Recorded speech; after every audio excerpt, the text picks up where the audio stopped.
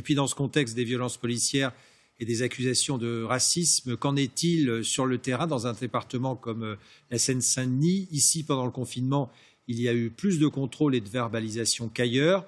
Pour quelles raisons? Une situation à étudier d'ailleurs dans son ensemble pendant toute l'année. C'est une enquête d'Élise Ferret et de Marie Chambrial. À Aubervilliers, personne n'a oublié ce cri. Ramatoulaye a 19 ans. En mars dernier, en plein confinement, la jeune mère fait ses courses pour son bébé avec son petit frère de 7 ans. Le contrôle d'attestation tourne mal. Elle se fait taser à la poitrine. Les allusions racistes se multiplient. Et puis... C'était de la peur. Parce que je me dis que peut-être c'est fini pour moi.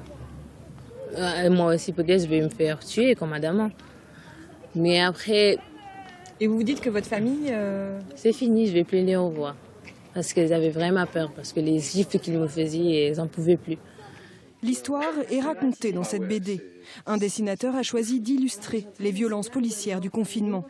En Seine-Saint-Denis, les forces de l'ordre ont verbalisé 3 fois plus de citoyens qu'ailleurs en France. Ce quotidien, c'est aussi celui de Rémédium, natif et habitant du département. Ça m'est arrivé plusieurs fois, ouais, bien sûr, d'être témoin de violences policières sur des amis, sur des proches, parce qu'ils étaient racisés. Et donc moi je subissais, mais en contre-coup, les mêmes violences, mais à un degré bien moindre, parce que j'avais pas la connotation raciste qu'il y avait derrière. Le racisme existe aussi au sein des commissariats. Depuis janvier dernier, Noah Manoir est régulièrement insulté par ses collègues sur les groupes privés de discussion Facebook. En 14 ans de métier, ce n'est pas nouveau pour lui. Les dénonciations calomnieuses et injurieuses ont jalonné toute sa carrière. Ils vous disent jamais qu'ils vous détestent parce que vous êtes arabe. Ils savent très bien que déjà ça tombe sous le coup de la loi. Comme ils sont particulièrement lâches, ils n'assument pas leur racisme.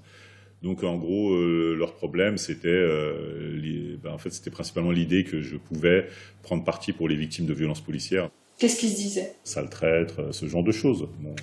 Voilà, c'est un discours dont j'ai l'habitude malheureusement, parce qu'étant d'origine maghrébine, je suis aussi un traître du côté des gens de cité, puisque j'ai rejoint les rangs de la police, donc si vous voulez, je suis plus à ça près. Pour Amal, c'est le racisme au sein de la police qui a tué son frère. En 2012, Amine Bentoussi a été abattu d'une balle dans le dos à Noisy-le-Sec lors d'une course-poursuite. L'auteur des faits a été jugé et condamné. Une victoire en demi-teinte pour la famille de la victime. C'est-à-dire que, voilà, on n'est pas là dans 2 ans, ce mec-là, il va se retrouver sur la voie publique, bien évidemment. Il va se dire, quand il aura une même affaire ou un autre fait, bien évidemment, qu'il va réitérer. Il va se dire, j'ai pris 50 sur 6, c'est rien. Non, le problème, c'est les lenteurs de la justice pour condamner les agents qui entachent l'image de la profession. Le manque de moyens pour exercer le métier sur le terrain. Voilà ce qui doit changer pour le seul syndicat qui a accepté de nous répondre à ce sujet.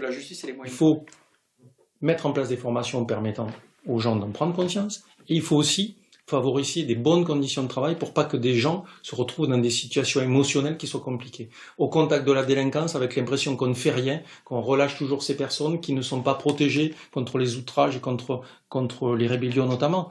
Il faut 0 tolérance contre le racisme, mais il faut aussi 0 tolérance contre les gens qui agressent, qui insultent, qui attaquent les policiers tous les jours. Suite à son arrestation violente, Ramatoulaye a porté plainte.